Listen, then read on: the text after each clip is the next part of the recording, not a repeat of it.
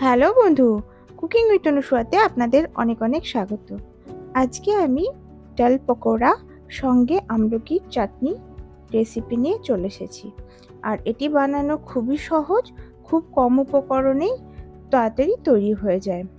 সন্ধ্যার সময় চায়ের সঙ্গে এটা খুবই ভালো লাগে খেতে। তাছাড়া এমনিও তো ভীষণই ভালো লাগে এই আমলকি চাটনির সঙ্গে কিংবা এই টমেটো সসের সঙ্গে।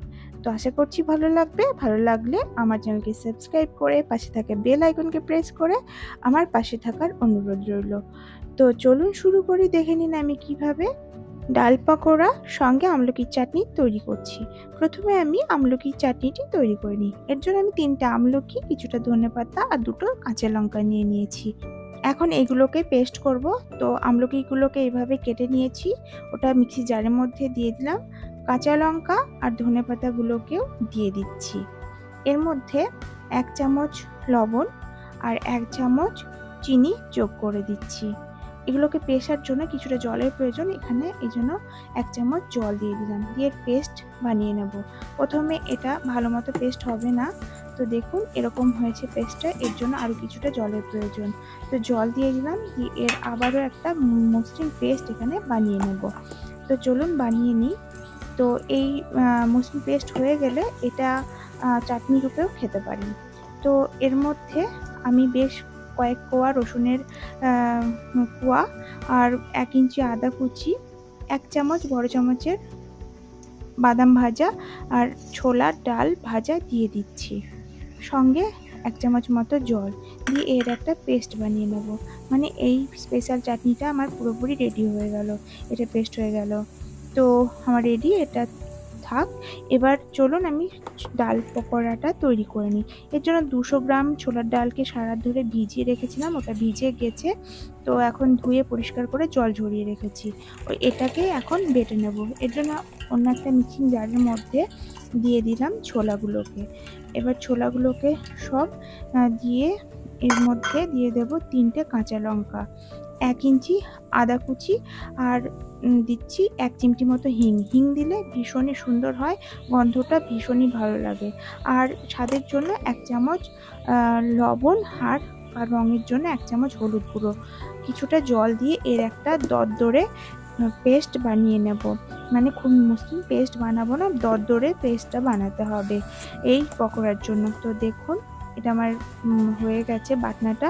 তো দেখে নিই। তো এরকম একটা দরদরে একটা ছোলার ডালের পেস্ট রেডি করতে হবে, মসৃণ করলে চলবে না। তো এদিকে আমি ওভেনে পাত্র বসিয়ে তেল দিয়ে দিলাম গরম হবার জন্য। অন্যদিকে অন্য একটা পাত্র নিয়ে নিলাম। এবার 1 চামচ কালো জিরে, 1 চামচ চিনি আর যে ছোলার ডালটা বেটেছিলাম দরদরে করে ওটাকে দিয়ে দিচ্ছি, মানে ঢেলে নিচ্ছি। এখন এগুলোকে মেখে নেব ওই কালো জিরে চিনির সঙ্গে। তো ডালগুলোকে মানে ডাল বাটাগুলোকে মেখে নিই। আর এটাকে সবথেকে বেশি মুচমুচে করতে হলে এর মধ্যে 2 চামচ মতো, 200 গ্রাম যেহেতু ছোলার ডাল নিয়েছি, 2 চামচ আমি এখানে চালের গুঁড়ো যোগ করলাম। তাহলে এই চালের গুঁড়োটা যোগ করার জন্যই কিন্তু পকোড়াগুলো ভীষণই খাস্তা মানে মুচমুচে হবে। তো ভালো মতো এই চালের গুঁড়োটাকে মিশিয়ে নিতে হবে। তো এখন মিশিয়ে নিলাম। আর এই ছোট ছোট বড়া আকারে, খুবই ছোট ছোট দেখতে পাচ্ছেন, এরকম ছোট ছোট আকারে আমি ভেজে নেব দিয়ে। তো তেল এখন গরম হয়ে গেছে, তো এখন কেটে কেটে দিয়ে দিচ্ছি। তো দেখুন তেল গরম হয়ে গেছে, দেওয়ার সঙ্গে সঙ্গে ভেসে উঠে আসছে। তো সমস্ত ছোলার ডালের পকোড়াগুলোকে এইভাবে তেলের মধ্যে ছেড়ে দিচ্ছি। তো আমার সমস্ত বড়াগুলোকে মানে পকোড়াগুলোকে তেলের মধ্যে ছাড়া হয়ে গেল।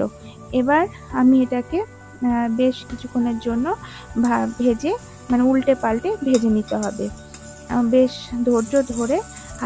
আর আমি মিডিয়াম টু হাই ফ্লেম করে পকোড়াগুলোকে ভাজছি, তাহলে বেশ ভালো হবে। মানে উপর থেকে মুচমুচে আর মানে সম্পূর্ণটাই মুচমুচে হবে, উপর থেকে পুড়ে যাবে না, এরকম হবে না। তো দেখুন লাল লাল করে ভেজে নিয়েছি, এখন তুলে নিচ্ছি। এইভাবে আমি সমস্ত পকোড়াগুলোকে উঠিয়ে নিচ্ছি। যেভাবে দেখালাম ওইভাবে করে করে। তো আমার ছোলার ডালের পকোড়াগুলো দেখুন হয়ে গেছে। আর সঙ্গে এই যে আমলকির চাটনিটা করেছিলাম ওটাকে এখানে পরিবেশন করে দিলাম। তো এখন উপর থেকে চাট মশলা এবার ছড়িয়ে দেবো পকোড়াগুলোর উপরে। চাট মশলা দিলে খুবই মজাদার হয় খেতে। তো চাট মশলাগুলোকে ছড়িয়ে দিলাম। তো দেখুন কতটা সুন্দর হয়েছে। আর এটা তো খেতে তো অসাধারণ লাগে খেতে, ভীষণই মুচমুচে আর খাস্তা হয়। তো চলুন এটা খেয়ে উপভোগ করি। তাহলে বন্ধু এইভাবে ছোলার ডাল পকোড়া সাথে আমলকি চাটনি বানিয়ে খাবেন, দেখবেন ভালো লাগবে। ভালো লাগলে লাইক, কমেন্ট, শেয়ার, সাবস্ক্রাইব করে পাশে থাকবেন। নেক্সট আরও একটা রান্নার রেসিপির সঙ্গে দেখা হচ্ছে। ধন্যবাদ।